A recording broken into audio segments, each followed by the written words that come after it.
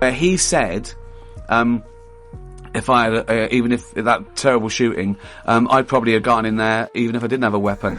That's what a 10-year-old says. I could beat up a lion. I could fight a lion if I had to. In the end, he obviously didn't kill himself, just like Jeffrey Epstein.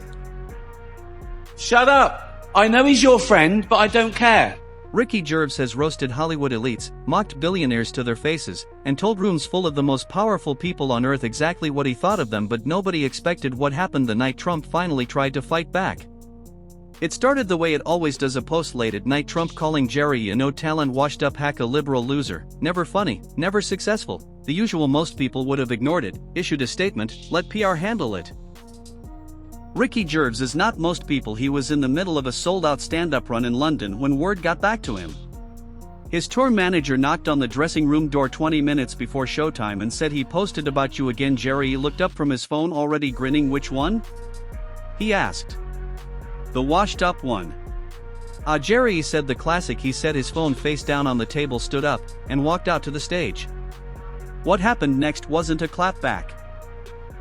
It wasn't a rant, it wasn't even really about Trump. That's what made it so devastating. Jerry opened with nothing, just stood there, looked at the audience, let the silence stretch until people started laughing just from the anticipation. Then he said quietly, the most powerful man in the world is angry at me. He paused. I'm going to need a minute. The crowd lost it. But Jerry, you raised a hand. No, let me think about this properly. He started pacing slowly. He called me a no-talent hack, which is interesting. Another pause, because I created The Office while he was doing a reality show where he pretended to fire people. This is a man who had to be helped down the stairs, right? This is a man who was scared of a tame eagle. So this is not a brave man.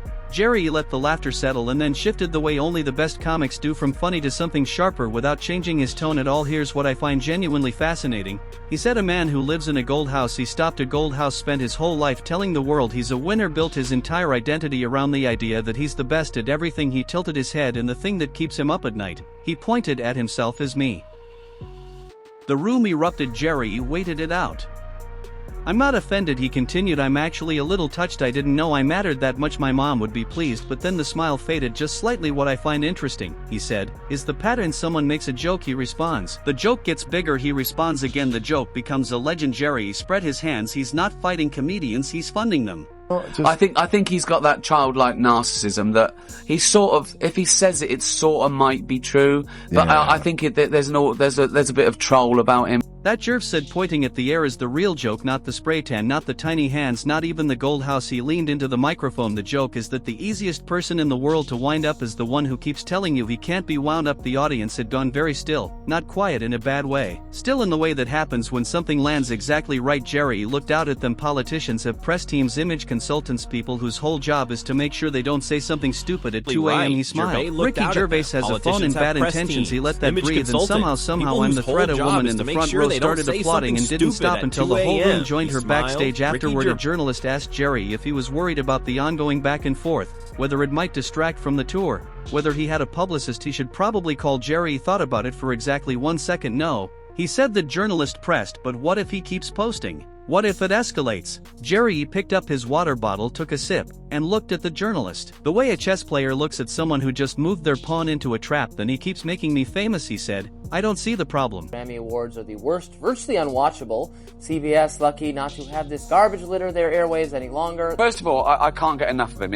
I started off thinking it was quite funny, and then it got a bit serious. And now I don't know whether to want him to get in for the fun of it or not. Within 48 hours, the clips from that show had crossed 30 million views. Other comedians piled in. Colbert, Oliver Kimmel, even Fallon, who usually keeps his head down on anything political, slipped in a one-liner. Trump posted 4 more times. Each post made the clip spread further. Each response gave every late-night host in America another monologue, another segment, another gift-wrapped punchline delivered by the subject of the joke himself. But I love him. I just want to see a channel 24/7, just him talking, because it's amazing. Amazing. I love it. He doesn't mean to be funny.